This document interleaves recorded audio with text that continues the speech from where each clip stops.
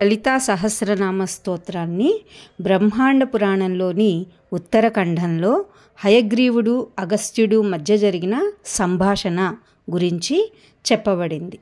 ఈ సంభాషణలో లలితా రహస్యనామ స్తోత్రాలను అగస్త్యుడికి హయగ్రీవుడు వివరించాడు. ఇది 2 భాగాలుగా పూర్వపీఠిక ఉత్తరపీఠిక చెప్పబడింది. వసిన్యాది వాగ్దేవతల చేత రచించబడిన ఈ లలితా సహస్రనామ స్తోత్రం ఉత్తర పీఠికలో ఫలశ్రుతి గురించి చెప్పబడింది. పూర్వపీఠికలో అమ్మవారిని గురించిన వర్ణన 187 శ్లోకాల రూపంలో ఉంటే, ఉత్తర పీఠికలో కేవలం ఫలశ్రుతి గురించి చెప్పిన విధానంలోనే 87 శ్లోకాల రూపంలో దీన్ని వివరించారు.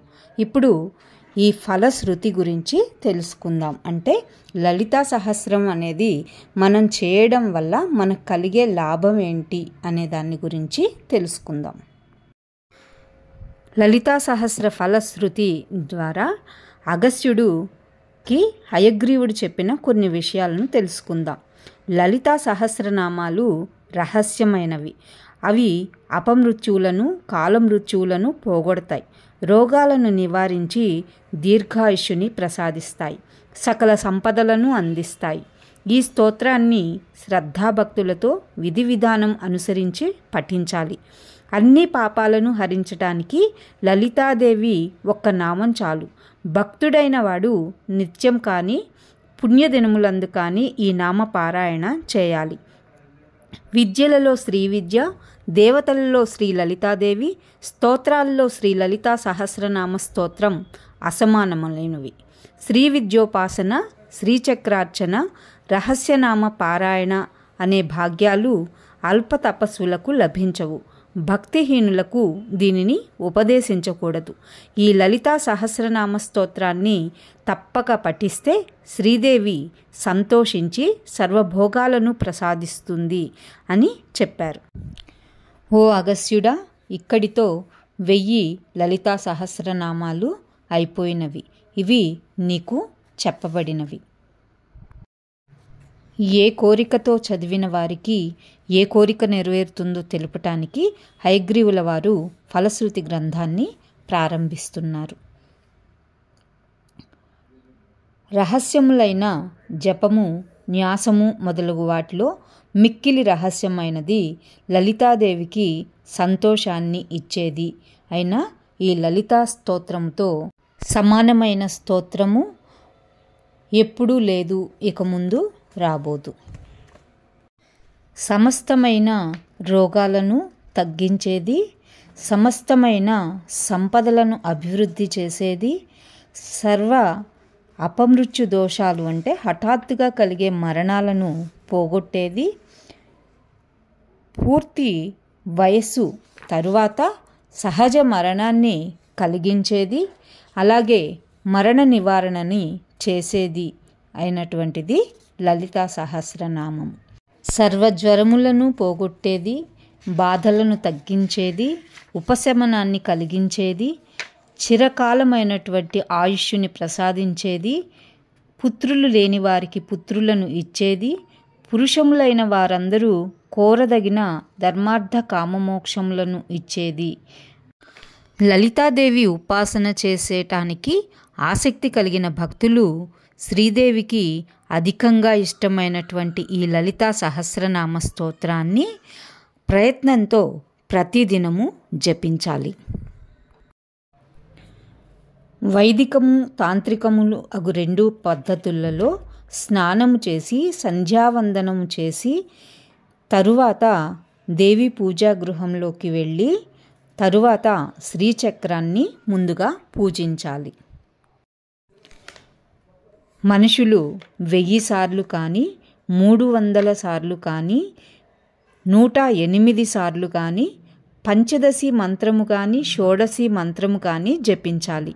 తరువాత రహస్యనామ స్తోత్రమైన లలితా సహస్రనామాన్ని పారాయణ చేయాలి. ఏ పండితుడు తన జీవిత కాలంలో ఒక్కసారైనా ఇంతకు ముందు చెప్పిన ప్రకారము నామపారాయణ చేస్తాడో అతనికి పుణ్యరూపమగు ఫలమును వచ్చెను. ఓ అగస్త్యుడా, నీవు వినుము. ఎవరు గంగానది మొదలైన సమస్త తీర్థములందు కోటి జన్మల నుంచి స్నానం ఆచరిస్తారో, ఎవరు అవిముక్తమను క్షేత్రమందు కాశీలో కోటి లింగాలను ప్రతిష్ఠించి ఉన్నారో అలాంటి పుణ్యాన్ని కేవలం లలితా సహస్రనామ పారాయణం వల్ల కలుగు. కురువు అనే రాజు చేత దున్నబడిన భూమి కురుక్షేత్రము. ఆ కురుక్షేత్రంలో దానం చేయటం వలన అధిక పుణ్యం కలుగుతుంది అని చెప్తారు.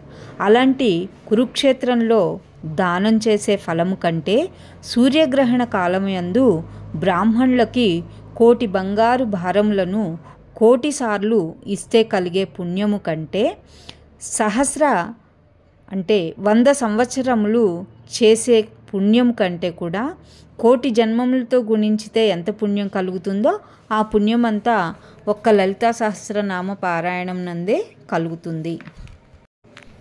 గంగా నది ఒడ్డున చేసిన కోటి అశ్వమేధ యాగములతో కానీ, అలాగే నీరు లేని చవిటి ప్రదేశంలో మిక్కిలి శ్రద్ధతో 100 బావులు తవ్వించిన కలిగేటువంటి పుణ్యంతో కానీ దీన్ని పోల్చలేము.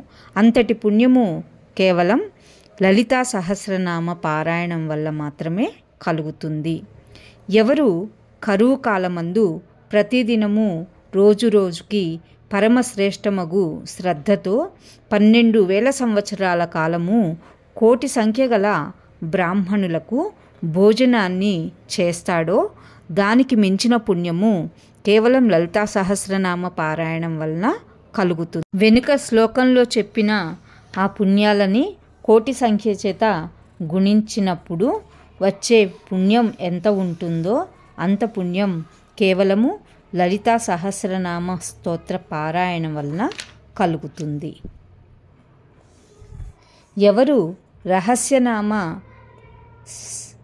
సహస్రనామములను ఒక్కసారి అయినా పఠించుతాడో వాని యొక్క గొప్పవైనను పాపములు నశించుతాయి. అందులో సందేహం లేదు. నిత్యము చేయవలసిన కర్మలను ఆచరించకపోవడం వల్ల చేయకూడనివి శాస్త్రంలో నిషేధింపబడినటువంటి కర్మలను చేయడం వలన పురుషులకు ఏ పాపం కలుగుతుందో ఆ పాపములు శీఘ్రంగా లలితా సహస్రనామ పారాయణం వల్ల నశించిపోతాయి. ఓ అగస్త్యుడా, పాపములను పోగొట్టే విషయంలో ఈ లలితా సహస్రనామ శక్తిని గురించి అనేక విధాలుగా చెప్పాను. ఇక చెప్పవలసిన అవసరమే లేదు. కానీ ఒక్క మాట చెప్తాను, విను. 14 లోకాల్లో కానీ ఆయా లోకంలో ఎందు ప్రాణులు కానీ ఈ నామ పారాయణం చేత పోవునట్టి పాపమును చేయలేడు. ఎంత గొప్ప పాపమైనా ఈ నామము పోగొడుతుంది. పాపములను పోగొట్టుకోవటానికి ఏ ఉపాసకుడైనా నామపారాయణను విడిచిపెట్టి ఇతర ప్రాయశ్చిత్తాలను చేయదగిలితే అతను తన విపరీతమైన చలిబాధను పోగొట్టుకోవటానికి మంచు పర్వతాన్ని ఎక్కినట్లు ఉంటుంది. ఎవరైతే లలితా సహస్రనామ పారాయణ విలువను తెలుసుకుని అన్ని పాపాలు పోగొట్టుకోవటానికి ఈ సహస్రనామ పారాయణ చేస్తారో ఆ భక్తుని విషయంలో లలితాదేవి సంతోషించి అతడు ఏ కోరిక అడిగినా తప్పకుండా ఇస్తుంది. స్నాన సంధ్యా జప పారాయణాలన్నింటికీ కలిపి ఉపాసన అని పేరు. ఉపాసనంలో ఒక అవయవముగా నామపారాయణం ఉంటుంది. అందుచేత పారాయణ తప్పకుండా చెయ్యాలి. ఉపాసకుడు తాను ఉపాసించే దేవతకి ప్రీతి కలగటానికి తనకు పురుషార్థమును కానీ ఇతర పురుషార్థమని కానీ తలంపడు. అట్టి దేవతకి ఇష్టాన్ని కలిగించే పారాయణమునందు ఆసక్తి కలిగినటువంటి ఉపాసకుడు ఎప్పుడూ లలితాదేవి ఉపాసన చేయాలి. ప్రతిరోజు లలిత నామపారాయణ చేయలేని వారు ముఖ్య దినముల్లో అంటే కపిలా షష్ఠి, అగ్నోదయము, రాశి సంక్రమణము, తన జన్మతిథి కాలంలో, ఉపనయనము పూర్ణ దీక్ష తీసుకున్నప్పుడు, కర్కాటక సంక్రమణము, మకర సంక్రమణము, మేష సంక్రమణము, తులా సంక్రమణము మొదలైన పవిత్ర దినాల్లో కనీసం ఒక్కసారైనా దీన్ని జపించాలి. శుక్లపక్షంలో వచ్చే నవమి, అష్టమి, చతుర్దశి, పౌర్ణమి, అమావాస్య తిథులందు శుక్రవారం రోజు పారాయణ చేయాలి.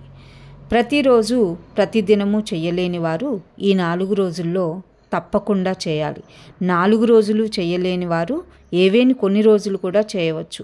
ఏ రోజుల్లో పారాయణ విడిచిపెట్టినో పౌర్ణమి రోజు మాత్రం పారాయణ మానకూడదు అని అందులో ప్రత్యేకమైన విశేషం ఉందని చెప్తున్నారు. అంతేకాక నవమ్యాది తిథుల్లో జన్మ నక్షత్రము, సంక్రాంతి, శుక్రవారము కూడా కలిస్తే ఒక్కమారు మనం పారాయణ చేస్తే చాలని ఊహించుకోవాలి. 2 పుణ్యదినములు కలిగినది కదా అని 2 పర్యాయములు పారాయణం కూడా చేయాల్సిన అవసరం లేదు.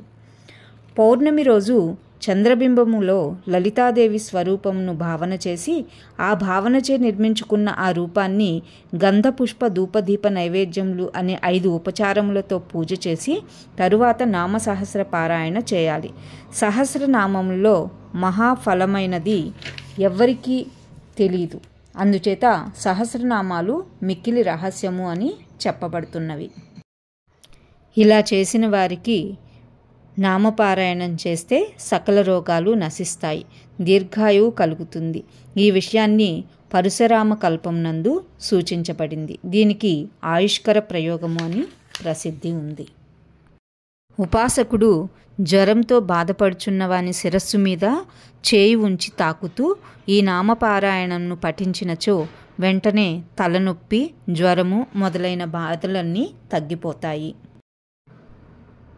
ఉపాసకుడు సహస్రనామాలతో విభూదిని మంత్రించి ఆ విభూదిని రోగి శరీరం మీద పడినట్లు ఊదినా లేదా రోగి శరీరానికి పూసినా వెంటనే సర్వరోగాలు శాంతిస్తాయి. భస్మాన్ని మంత్రించటము అంటే నామాలను పఠించుట, భస్మమును చేతివేళ్లతో కదుపుతూ ఉండుట అని అర్థము. ఇలాగే జలాభిమంత్రణమును గురించి కూడా తెలుసుకోవచ్చు. ఓ అగస్త్యుడా, ఒక బిందెలో నీటిని పోసి ఆ నీటిని ఈ సహస్రనామములతో అభిమంత్రించి ఆ నీటితో గ్రహం పట్టుకున్న వారికి స్నానం చేయించితే వెంటనే ఆ గ్రహములన్నీ తొలగిపోతాయి. బాలగ్రహములు, పిశాచ గ్రహములు, నవగ్రహములు మున్నగువాని బాధలన్నీ నశించిపోతాయి. శ్రీ లలితాదేవిని సుధాసముద్ర మధ్యస్థంలో ఉన్నట్లుగా ఊహించి సహస్రనామ పారాయణం చేస్తే అతనికి ఉండే విషములన్నీ అంటే రోగాలన్నీ వెంటనే నశిస్తాయి. సంతానము అసలు కలగదు అన్నవారికి కూడా ఈ సహస్రనామములతో మంత్రించిన వెన్నను ఇచ్చినచో ఆ వెన్నను తిన్నవారికి తప్పక సంతానం కలుగుతుంది. ఉపాసకునికి ఇష్టమైన స్త్రీని లలితాదేవి తన పాశముతో కట్టి అంకుశంతో తన దగ్గరకు లాక్కుని రాబడిన దానిగా చేసి లలితాదేవిని ధ్యానించి రాత్రికాలం అంతా ఈ నామపారాయణం చేయాలి. రాజు తన స్వాధీనంలో ఉండాలి అని కోరుకునేవాడు రాజగృహము వైపునకు ముఖం పెట్టి లలితాంబను ధ్యానం చేస్తూ 3 రాత్రింబవళ్ళు ఈ లలితా సహస్రనామ స్తోత్రాన్ని పారాయణ చేస్తే ఆ రాజు తనంతట తానే గుర్రమును గాని ఏనుగును గాని ఎక్కి ఒడలెరెడుంగక ఉపాసకుని దగ్గరకు వస్తాడు. వచ్చి సేవకుడిలాగా నమస్కరించి తన రాజ్యాన్ని ధనాన్ని కూడా బుద్ధిపూర్వకంగా ఉపాసకునకు ఇచ్చివేస్తాడు అని ఈ విషయంలో తెలుపుతున్నది. ఓ అగస్త్యముని, ప్రతిరోజు విడిచిపెట్టకుండా జీవితకాలము ఈ నామపారాయణ చేసినటువంటి వారి ముఖమును చూసినంత మాత్రానే 3 లోకంలోని వారు మోహమును పొందుతారు. ఒక్కసారి నామపారాయణ చేసిన వారి శత్రువులను శరళేశ్వరుడు నశింపచేస్తాడు.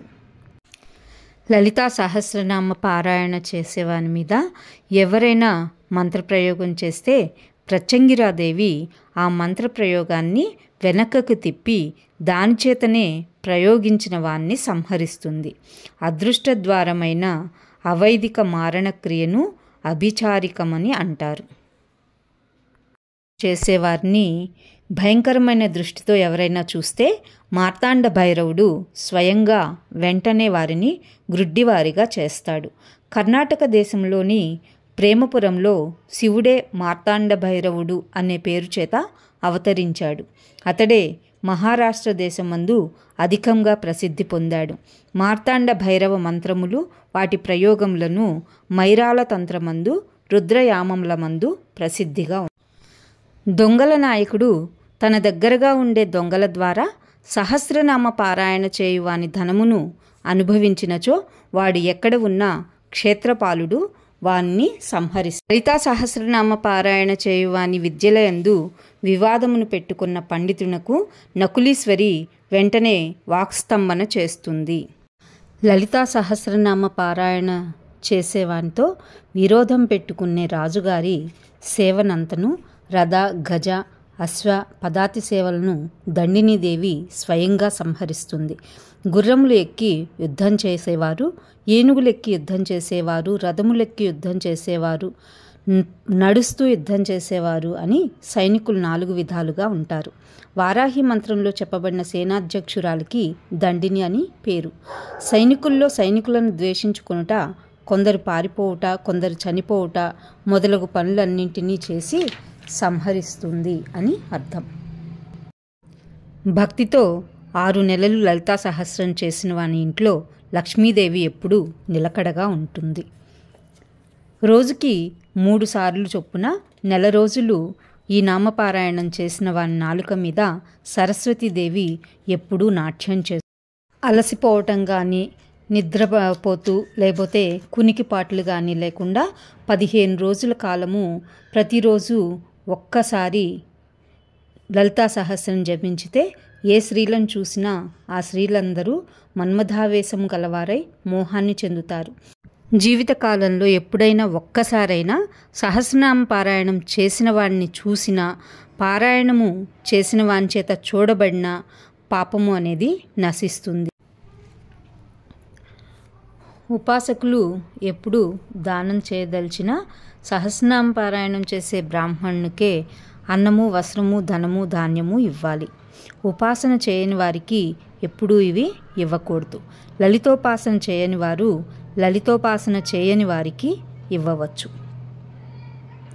లలితోపాసకులు లలితోపాసకులకు ఇచ్చినచో శ్రీదేవికి అనుగ్రహం. శ్రీ విద్యా మంత్రం తెలిసిన వారు, శ్రీచక్ర పూజ చేసేవారు, సహస్రనామ పారాయణ చేసేవారు వీరంతా సత్పాత్రులని పండితులు. ఇలాంటి సత్పాత్రులకు అన్నము, వస్త్రములు ఇవ్వాలి. అలా ఇచ్చిన వాని మీద శ్రీదేవికి ఇష్టం పెరుగుతుంది. దానమిచ్చటానికి ఉత్తముడు దొరక్కపోయినప్పుడు మధ్యమునకు కూడా దానం ఇవ్వవచ్చు. సహస్రనామ పారాయణ చేయని వాళ్ళు, పంచదశి మంత్రం అర్థం తెలియని వాళ్ళు వారికి దానం చేసించో అది నిరర్థకము అవుతుంది. కాబట్టి శ్రీ విద్యా పండితులను పరిశీలించి వారికి దానం. ఈ పురాణంలో విద్య అంటే శ్రీ విద్య అనే అర్థం చేసుకోవాలి. ఇంకా వేరే సందేహం లేదు ఈ విషయంలో.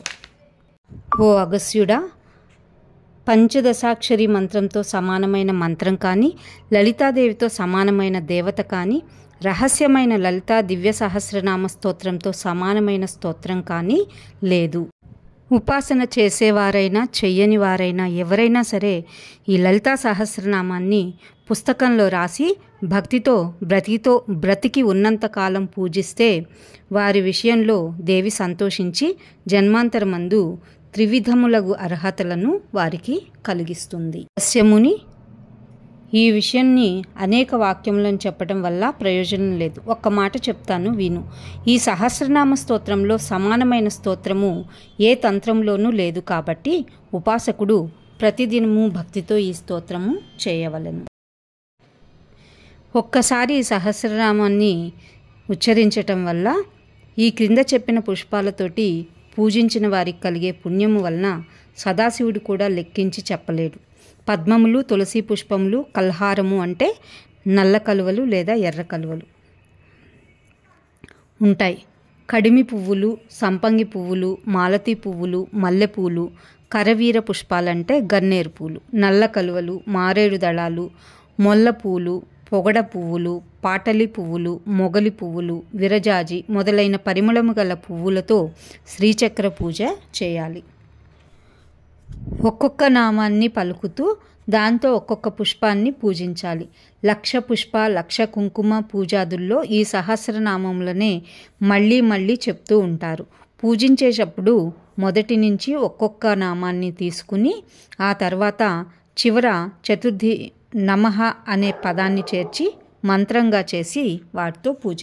శ్రీచక్రార్చన చేత కలిగే ఫలము ఆ దేవికే తెలియను కానీ తక్కువ బుద్ధి గల బ్రహ్మాదులకు తెలియదు.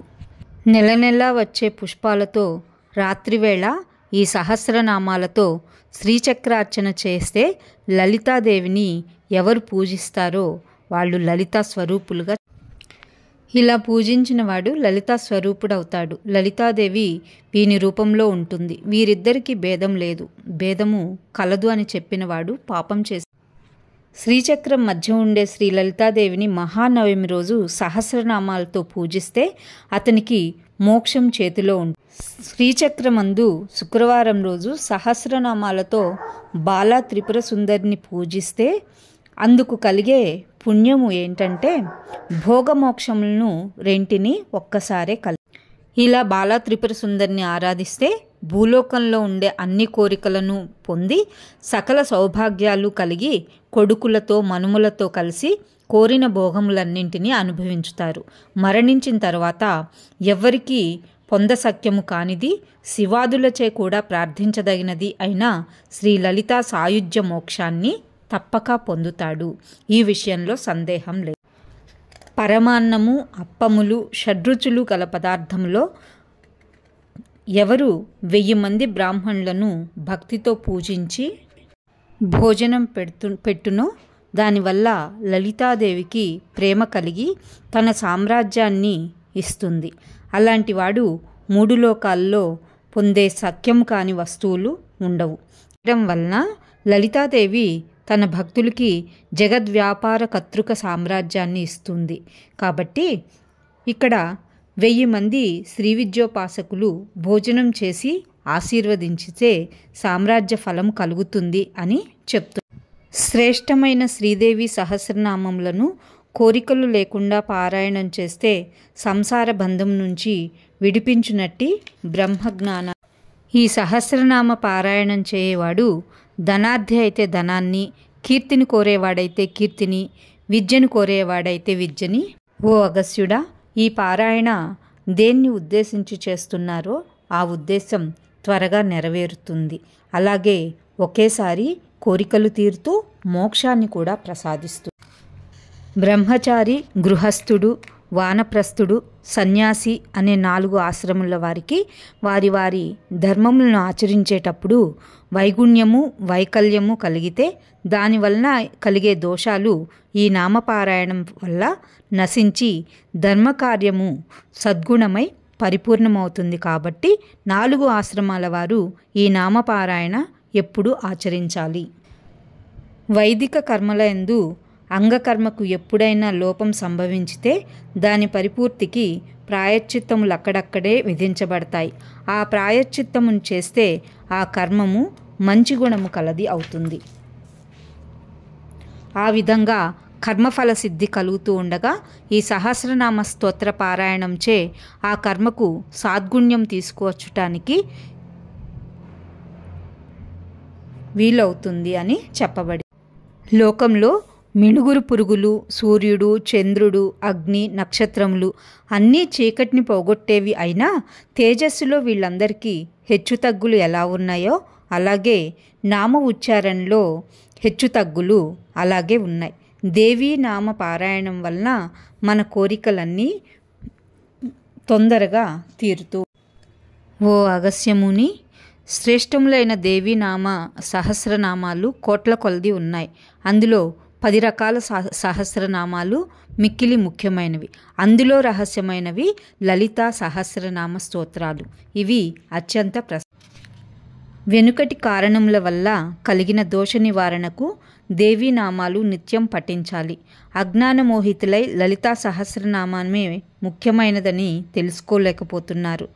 కలియుగం అవటం చేత తమ తమ వర్ణాశ్రమ ఆచారాలను ఆచరించకపోవటం, సక్రమంగా సకాలంలో చేయకపోవడం, సార్థకంగా చేయకపోవటం అనే దోషం. కొందరు విష్ణు సహస్రంలోనూ కొందరు శివనామంలోనూ ఆసక్తి కలవారుగా ఉన్నారు, కానీ దేవీనామనందు ఆసక్తి కలవారు ప్రజల్లో తక్కువగా ఉన్నారు. కోట్ల కొలది జన్మముల్లో ఇతర దేవతానామాలను పఠించిన వారికి లలితానామాలను పఠించవలననే శ్రద్ధ కలుగుతుంది. విష్ణువు, రుద్రుడు, ఈశ్వరుడు మొదలైన దేవతల్లో ఒక్కొక్క దేవతానామము అనేక కోట్ల జన్మాల్లో జపించిన వారికి ఉత్తరోత్తర జన్మముల్లో క్రమంగా ఉత్తరోత్తర దేవతా తాదాత్మ్యం సంభవిస్తుంది. క్రమంగా చరమ శివ తాదాత్మ్యమును పొందుతారు. అట్టివారు చాలా తక్కువగా ఉంటారు. దేవి సహస్రనామ పారాయణమందు వీరికి శ్రద్ధ కలుగుతుంది, కానీ ఇతరులకు సహస్రనామ పారాయణ అందు శ్రద్ధ కలగదు అని భావము. అనేక జన్మములలో దేవి సహస్రనామ పారాయణ చేసిన వారికి ఏ ఫలం కలుగుతుంది అని శంకించి జన్మమే కలుగదని దృష్టాంతపూర్వకంగా చెప్తున్నాడు. పంచదశి మంత్రోపాసనము, లలితా సహస్రనామ పారాయణము చివరి జన్మ ఎందు కలుగుతుంది. ఈ రెండును సంభవించిన వారికి ఇక జన్మ ఉండదు, అదే చివరి జన్మ అని ఈ విషయాన్ని దేవీ నామములు, దేవీ మంత్రమే ఉపమానము గాని రెండవ ఉపమానం లేదు అని చెప్తున్నారు. శ్రీ విద్యను దాని ఆచారములను తెలిసిన వారు లోకంలో తక్కువగా ఉన్నారు. అలాగే రహస్యమైన సహస్రనామ పారాయణం చేసేవారు కూడా తక్కువగానే ఉన్నారు. శ్రీ విద్య మంత్రాలు పొందినంత మాత్రం చేతనే అది ఉపాసన కాదు. నేడు శ్రీ విద్యా మంత్రాన్ని తేలిగ్గా గ్రహించిన అందులో భిన్న ఆచారాలు ఉన్నాయి. ఇందులో కేవలం మంత్రాన్ని తీసుకోవడమే ఉపాసన కాదు. శక్తి రహస్యంలో కౌలోపాసన మందు అనేక గురువులు ఉంటారు అని చెప్పబడు. శ్రీ విద్యా మంత్రజపము, శ్రీచక్రార్చనము, సహస్రనామ పారాయణము ఈ మూడు పూర్వజన్మంలో అపరిమితమైన తపస్సు చేసిన వానికి ఫలముగా ఈ జన్మలో సంప్రాప్తిస్తాయి. లేనిచో మూడును ఒక్క జన్మలో సంభవించవు. కన్నులు లేనివాడు స్వరూపాన్ని గ్రహించలేనట్లే సహస్రనామ పారాయణం చేయనివాడు దేవీ ప్రీతిని సంపాదించలేడు. నామపారాయణము దేవీ ప్రీతిని కలిగించును, సకల కోరికలను పూరించునని విధిముఖంగా తెలుపుతుంది. అంటే నామపారాయణ చేయకుండా దేవి మీద ఇష్టం కలుగునట్లు ఉండేవాడు కళ్ళు లేకుండా రూపం చూసివాడు అవుతాడు అని చెప్తారు. లలితా సహస్రనామ పారాయణ చేయకుండా దేవత అనుగ్రహ ఫలాన్ని కోరేవాడు భోజనం చేయకుండా ఆకలి తగ్గాలి అని కోరుకునేవాడు. భోజనం చేసిన వానికి కానీ ఆకలి తగ్గదు. అలాగే సహస్రనామ పారాయణ చేసిన వానికి కానీ దేవత అనుగ్రహం లభ్యం కాదు. ఇది నిశ్చయము, స్పష్టం. లలితాదేవి భక్తుడైన వాడు ఈ సహస్రనామాలను నిత్యం పఠించాలి. నిత్యపారాయణ చేసిన వాడే దేవి భక్తుడు. పారాయణాన్ని చేయనివాడు భక్తుడు కాదు. ఓ అగస్త్యుడా, దేవి ప్రీతి కలుగును కాబట్టి రుచిగలవాడై లలితా సహస్ర రహస్య నామాలను పారాయణం చేయాలి అని ఈ రహస్య స్తోత్రంలో నీకు నేను చెప్తున్నాను. ఓ అగస్త్యుడా, శ్రీ విద్య తెలియని వారికి సహస్రనామ స్తోత్రాన్ని చెప్పకూడదు. భక్తి లేని వారికి ఎప్పుడూ చెప్పకూడదు. శ్రీ విద్య ఎంత రహస్యమో ఈ స్తోత్రం కూడా అంతే రహస్యం. ఎలాంటి వారికి చెప్పవచ్చో ఎలాంటి వాళ్ళకి చెప్పకూడదో ఇది ఖచ్చితంగా వివరించింది. ఈ సాంప్రదాయము ఇలా ప్రవర్తించజేయటం తగింది అని చెప్తుంది. భక్తుడైన శ్రీ విద్య తెలియని వానికి లలితా సహస్రనామం చెప్పకూడదు. శ్రీ విద్య తెలియని వారికి చెప్పకూడదు. శ్రీ విద్య తెలిసినా సరే అతనికి భక్తి లేకపోతే లలితా సహస్రం చెప్పకూడదు. శ్రీ విద్యని భక్తిని రెండూ లేని వారికి ఎప్పుడు ఎవరైనా చెప్తే వారి యందు యోగిని దేవతలు కోపాన్ని పెంచుకుంటారు. కాబట్టి దీన్ని రహస్యంగా కాపాడాలి. రహస్య నామ సహస్రాన్ని విశేషంగా రక్షించవలసినది అగడం వల్ల తగిన అభిప్రాయం ఉన్నది కనుక పరికరాంకురాలంకారం కలదు. ఉపదేశించువాడు గ్రహించే శిష్యుడు అధికారం లేనివాడైతే అనర్థం కలుగుతుంది. రహస్యమగుట చేత రహస్యంగానే ఉంచాలి అని అర్థం. ఇలా హయగ్రీవుడు అగస్త్యునికి చెప్పారు. అప్పుడు అగస్త్యుడు హయగ్రీవుడిని అడుగుతున్నారు, విద్య తెలిసిన వానికి కూడా భేదించకుండా రహస్యంగా ఉంచాలని చెప్పావు కదా, మరి నాకెందుకు చెప్తున్నావు అని అనుమానాన్ని అగస్త్యుడు హయగ్రీవునికి వ్యక్తం చేశాడు. అప్పుడు హయగ్రీవుడు ఇలా సమాధానం చెప్పారు, ఓ అగస్త్యుడా, నీవు విద్య శ్రద్ధాభక్తులు కలవాడవైనను నా అంత నేను నీకు చెప్పలేదు. లలితాదేవి నీకు చెప్పమని నన్ను ప్రేరేపించింది. అందుకే నేను నీకు ఈ విషయాన్ని చెప్పాను అని హయగ్రీవుడు అగస్త్యునికి చెప్పారు. నీవు ఉపాసకుడవు, పూర్ణాధికారి అని కీర్తించమని చెప్పుచున్నాడు. అభేదానుసంధానంతో నిరంతరము నీవు కీర్తిస్తూ మూలంలో నామపారాయణం చేయవలనని అనేక పర్యాయాలు చెప్పబడింది. కాబట్టి ఒక పారాయణానికే ఇన్ని ఫలములు కలుగుతున్నవి అని వర్ణించి చెప్పటం తగదని చెప్పకూడదు, తగునని అర్థము. పారాయణం వలన మనకి అనేక ఫలితములు ఉన్నాయి అనే చెప్పే కంటే అన్ని ఫలములు ఉన్నాయి అని చెప్పటమే ప్రధానమైనటువంటి అంశము. ఇంతటితో ఫలశ్రుతి సమాప్తం. శ్రీ లలితార్పణమస్తు.